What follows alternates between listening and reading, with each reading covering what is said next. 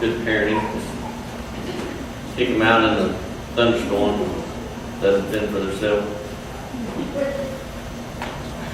People tend to look down on that for some reason. Anyhow, let's get started with a word of prayer. Just thank you for the day, Lord. I thank you for the rain. Thank you for the people here this morning. I just pray that you'll open the word to us, that you'll guide us, Lord, that you'll speak to us through your word, that, Lord, that we'll learn something and that we'll not only learn it, Lord, but that we'll use it, we'll apply it, we'll put it in our lives, and we can do something with it, and not just in one ear and out the other. But I thank you for being who you are. I thank you for being a merciful and a mighty God, one that can control the rain and the weather, Lord, and also just made us all. Lord, just thank you for another day that we can wake up and serve you. In your name, I pray. Amen. So this morning is not really going to be a funny story necessarily, but I do have some ideas about this particular sermon topic we're going to be talking about today. But I've come across in my time of being a horse person, people that, okay, let me start. There's people out there, and there's none in here, I know, but there's people out there that don't understand that if you breed junk, you get junk. And that goes with cows and horses and goats and pigs and whatever else you can breed, I guess. Maybe rabbits. I don't know. I don't know if you can have junk. I think they all eat the same. But you can, if you take a junk female and a junk male and you breed them together, you're not going to have secretariat. All right, the odds are stacked against you. You know, and in the cattle world, if you have a mutt bull and a mutt cow that look horrible, they're not going to get you a prize-winning steer. They're just not going to happen. You're not going to be able to take that heifer or steer and bring it to the show and win. Now, there are exceptions. But you know, it's a cycle that these people go through, and they take junk and they breed it, and then they take the junk that they got from that and they breed it to something else's junk. And they never get to where they want to be. They want to be this show-winning farm or whatever. They want to have these great horses or cows or pigs or goats, whatever you're showing or using for rodeo or whatever, just ranch stuff. They're never going to get there because they keep going in the same circle. It's the same cycle. You breed junk, you get junk. If you put in a bunch of junk, you're going to get out a bunch of junk. It's just the way it is. It's the way life is. And it's the same way with us, as believers and even non-believers. The fact that, and it's never happened in my life, but you know, you make bad decisions, you get in bad circumstances. And so you make more bad decisions and you get in worse circumstances. And I'll tell you, I'm looking to see if okay, she's in here.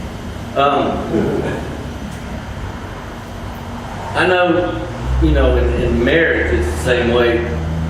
It's never been this way in my house. But, you know, Mama gets mad at Daddy, and so Mama does something to make Daddy mad. And so Daddy gets mad at Mama.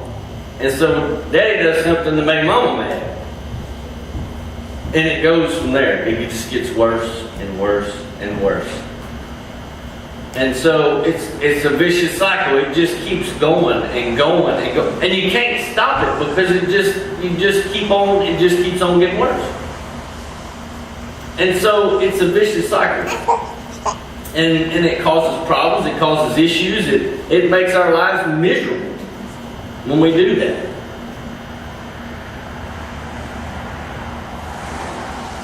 If you'll flip over to Philippians chapter 4, that's where we're going to be for a little bit, and then we'll kind of be jumping around a little bit. But these bad decisions that you make that put you in bad circumstances, and then you make more bad decisions and put you in worse circumstances, you've got to deal with it. At some point, if you don't deal with it, if you don't deal with it correctly,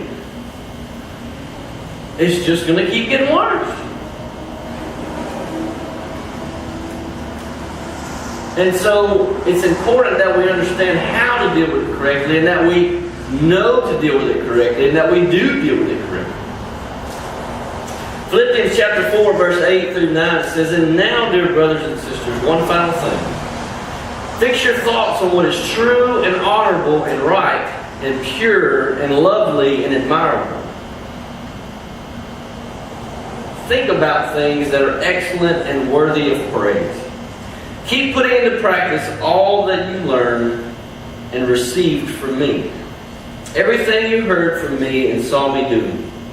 Then the God of peace will be with you." So, if you do these things and you're intentional about it, then God will be with you, is what he's saying. A lot of people they get in these bad situations and they say, "Where's God? Why is all these bad things happening to me?" You made a dumb decision. You have to pay the consequences. And that's how it works, all right? There's consequences for every decision you make. You make a bad choice, you have to deal with it. If you're seeking, if you're doing these things, if you're looking to God in everything that you do, then He's going to be with you. He's going to give you the peace to make it through the bad decisions that you made before. Because you got to deal with them regardless. But He's going to give you the peace to deal with them. Here's the thought behind all this. Thoughts do what? Thoughts become words. Alright, so if you're thinking bad stuff and you're feeding your brain bad stuff, TV, internet, magazines, Facebook, Twitter, and all them other junk out there that you can do. Those ideas that you put in your brain you're gonna start thinking about stuff, and then when you make choices, you're gonna make choices based on that stuff because you're so consumed with the junk that's filling this media and TV and all that stuff. And so you fill yourself with all this junk. What do you think you can get out of that? Well, what's going to come out? Junk, garbage, bad choices. There's no other way it can happen. You can't put in junk and get out good stuff. Right? You can't do it. So thoughts become words. So it becomes an outward expression of what you put in, what you're thinking about, what you're doing. Words become actions. You talk about it long enough, and you're going to do it. Now I realize that some of the women folks think that us men folk, we talk about it forever and ever and ever, and it never gets done. But eventually, it'll get it done. There's no need to remind me every 6 months. Alright? Thoughts become words, and words become actions. It becomes things that you do. Your thoughts become what you do. Your actions. How you deal with people, with issues, with problems that you come in contact with anything. It becomes actions. It becomes what you do. And that's what people see. You can think stuff all day long, and nobody will ever know that you're thinking those bad things. Like, remember a couple of weeks ago I talked about those non-pastoral thoughts that I had? Yeah, well, nobody can see that. God knows what I'm thinking. But nobody else can see that. It's a good thing, too. So, but the thoughts become words, and the words become actions. When they become actions, it's what everybody sees. So at that point, you've filled yourself completely with junk, with garbage. And so all that garbage is finally coming out in your actions. Coming out in what you do, what you say, how you address people, what you do to people, how you act towards other people. So then, the actions become habits. So your thoughts become words, words become actions, and actions become habits. So habits are like the worst thing in the world to break, unless it's a good habit. If it's a good habit, you like it, right? But you can't get a good habit by thinking junk. Everybody on the same page? We all understand that? You can't think junk, speak junk, act junk, and expect to have a good habit. Not going to happen. Alright? So, we need to think about good stuff, fill our minds with good stuff. We need to speak good stuff, positive stuff. We need to act on that good stuff so that whenever we make these habits that we're going to make in our lives, that they're good habits. Like reading a Bible, like going to church, like serving others. All those things are habits that come on after you filled yourself full of positive things with good things like the Word of God. So how do you combat, other than putting all this stuff, ingesting, so to speak, ingesting good stuff? Another thing I just thought of, and I guess God just told me this, but some of us may get this a little better. If you feed your cows or horses sagebrush, and only sagebrush, are you going to have a fat horse or cow? Sagebrush. Are you going to have a fat horse or cow? You can answer. It's okay. No, you're not. You're going to have the skinniest little runt thing you've ever seen in your life, and if you're trying to raise yearlings or heifers, they're not going to grow like they're supposed to grow. You're not going to get that couple of pounds of gain. It's not going to happen. If you have a prize-winning halter yearling that you're trying to show, that thing's look horrible. They're going to run you out of the show. They probably get you frame abuse. It'll be bad. Bad. But if you planted ryegrass over the wintertime and you got a good stand of ryegrass and you throw your horses or cows out on it, what's going to happen? They're going to be fat, they're going to be good looking. Well, you better show them suckers by the season. Right? You can't put in junk and get good stuff out of it. You got to put in good stuff to get good stuff. The other thing that we can do, talking about the sagebrush, 1 Thessalonians 5:22, it says, "Stay away from every kind of evil." Man, how more obvious can you get? Stay away from every kind of evil. It's obvious. But so many times, we allow ourselves to get caught up in the gossip and in the junk that's on Facebook or whatever those other things are. And then we get to run our mouth about what we saw on the news or on whatever, and so we gossip. And so we're still ingesting junk, and then we're spewing junk out. We're not putting good stuff in and getting good stuff out. We're putting in bad stuff and getting out bad. So stay away from every kind of evil. There's all kind of evil out there. I don't care where you go, how you look, what you're doing. There's evil everywhere. Stay away from it. Only intake the good stuff. You put a cow in a pasture that's got half sagebrush and half ryegrass, where are they going to go? Do you think they're going to eat the sagebrush over the ryegrass? No.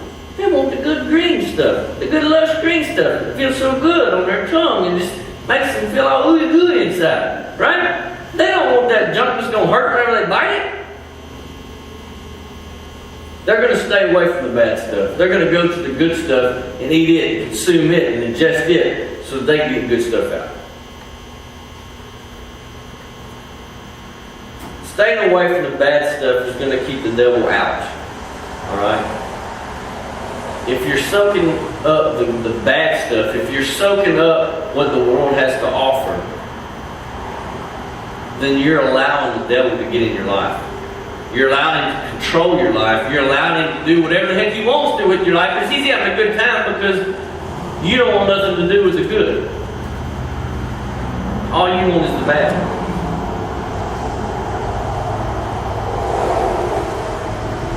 So where's God in all this? You look in Philippians chapter 2, verse 13, it says, "For God is working in you, giving you the desire and the power to do what pleases Him."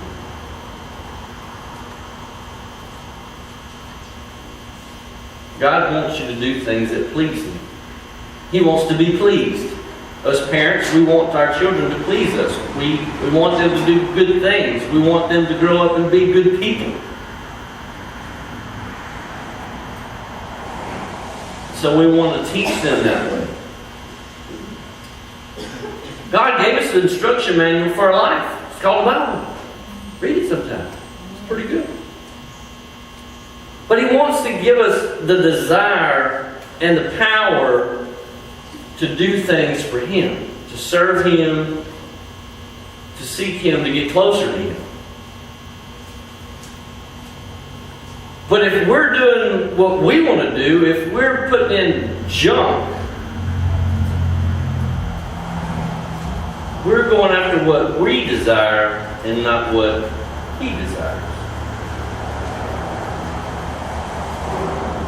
If we were cattle, He would have planted us a big old patch of ryegrass, and He wanted us to be on it. But us dumb people, 20 yards over where the sagebrush is, that's what we're eating. Garbage. Junk.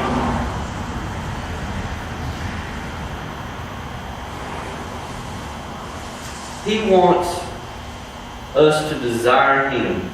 He wants us to please Him. And so if we're, go back to the first passage,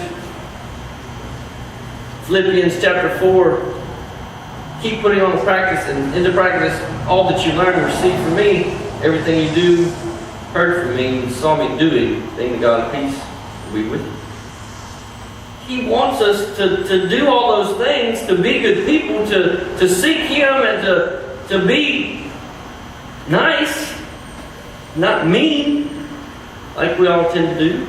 It's easier, more fun sometimes. Seems that way anyhow. He wants to give us the power and desire to seek Him so that we do things that please Him. So many times we don't. Because so many times we're seeking our own desires. We're seeking worldly junk, sagebrush, to fill ourselves with. It's not going to do anything for us except get us in a bind.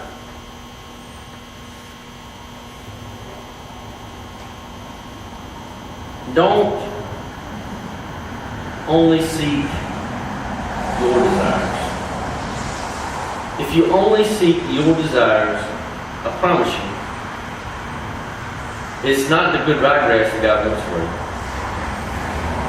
It's the junk that you want because it looks pretty. And there for a little while, that sagebrush may be a little green. Everything around it may be a little green, but it's junk. Doesn't have the nutrient value. It doesn't have the good stuff in it you need. The Bible has the good stuff in it you need. Think of it as the nutrients that you need to sustain your life. It is the nutrients that you need to sustain your spiritual life, your spiritual growth, your walk with God.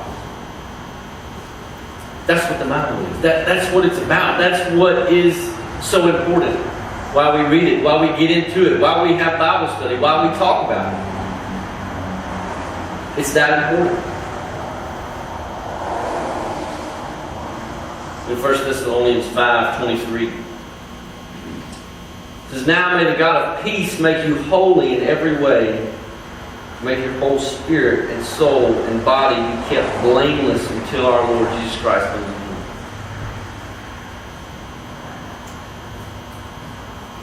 God wants us to be blameless and perfect and pure in front of Him so that we can go hang out with Him when we die. That's what He wants. He wants, if you were a rancher, you would want your yearlings, if you're running stockers, if you want your yearlings to be big and pretty and fat and ready to start breeding, when they're of age. You don't want them to be skinny and drawn down and just next to nothing.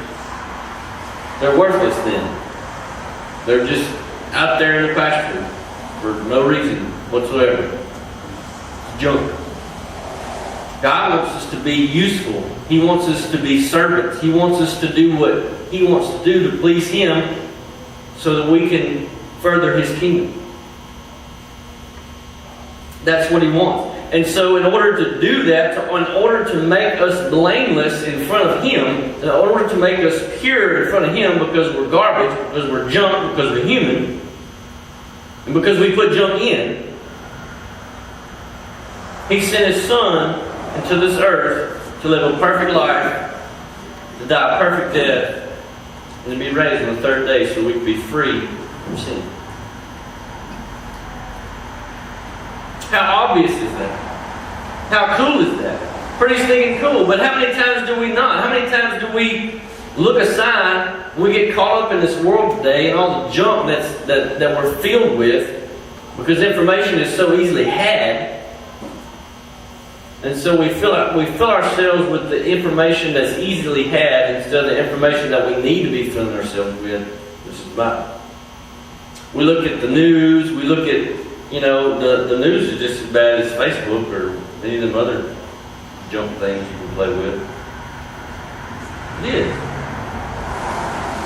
It tells us how bad we are, how bad the world is, what we're in for. No matter how bad it is, God's still in control. He's handling it. I mean, we can do our part, sure. But if you keep allowing that junk to get in, then you're not going to be putting out fruit for Him. You're not going to be doing the things that He wants you to do so that maybe you can bring other people to know Him. You see this cycle here? You put good stuff in, you get good stuff out. You teach others how to get that good stuff, and then they put good stuff in, and they get good stuff out, and then they teach others how to get the good stuff. You put bad stuff in, you get bad stuff out, and you lose out altogether. You can't do any more for anybody else other than teach them how to do bad stuff.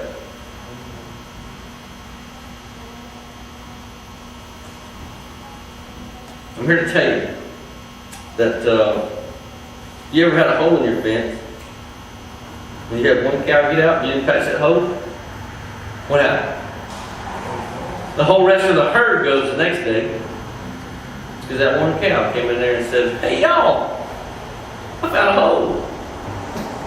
And that's where they all go. They lead each other whether it's good or bad, whether you want them to or not. You lead other people whether it's good or bad or whether you want to or not. What are you leading them to? How are you leading? Are you producing good fruit? Are you being good for people? Are you showing them Christ's love? How many times do we lose our cool and fly off the handle and start cussing fit?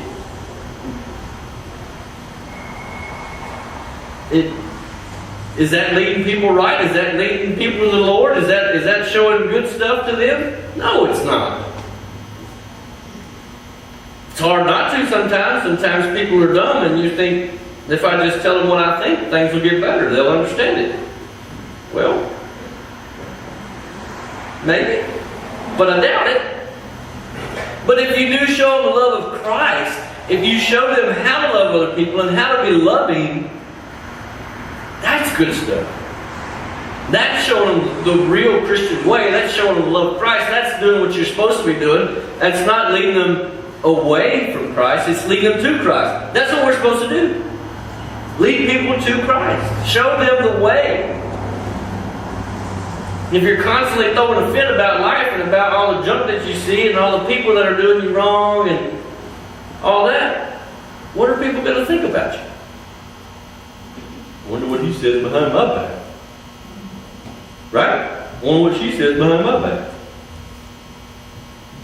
That's what they're going to think. But if you show them the love of Christ, every single thing that you do, and you can only do that if you know the love of Christ, and the only way you're going to know the love of Christ is in there. Is by getting in it. About soaking it up, every little thing that you can get. Soaking it up so that you can spit it out. You can give it back out to other people that may need it. Some people may need it and they don't even know it.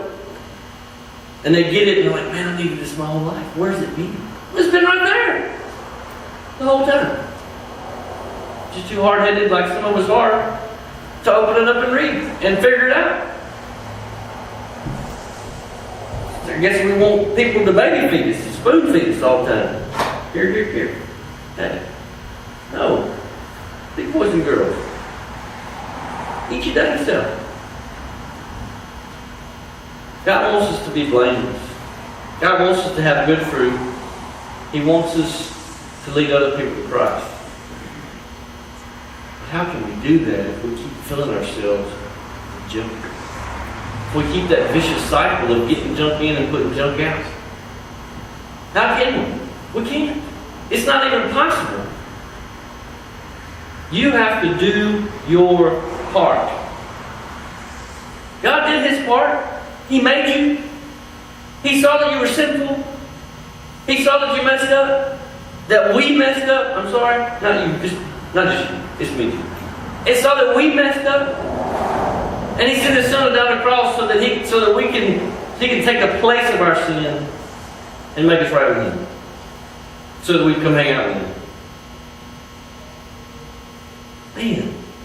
I don't know how to put it any better, any easier for you.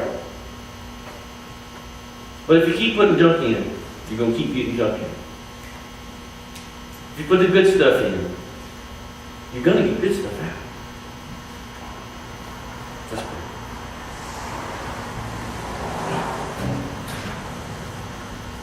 If you're here this morning and you've never accepted Christ as your personal Lord and Savior, on your own, on purpose, you could do that today. You say this prayer after me. It's the sinner's prayer. You don't have to walk up here and stay right where you're at. But I would like you to come see me. And let's talk about it. You say it just like this. Dear Lord, I mess up. I'm a sinner. I need you in my life. Thank you for sending your Son down the cross to set me free from my sin and raising Him up on the third day. I want to follow you for the rest of my life. Lord, I just thank you for the day. Thank you for our time together this morning, Lord. I thank you for your word.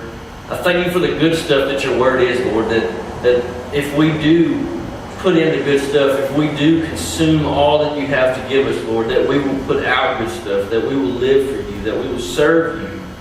We have no choice. But Lord, if we keep putting in the junk and the garbage that the world offers us, that's what we're going to get out of it. Junk. Garbage.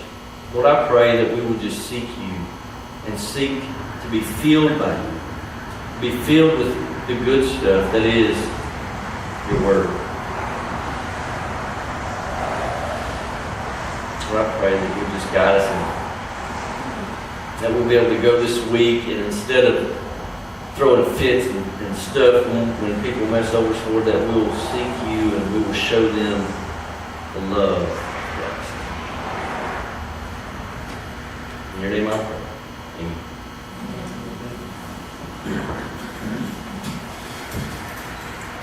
Unless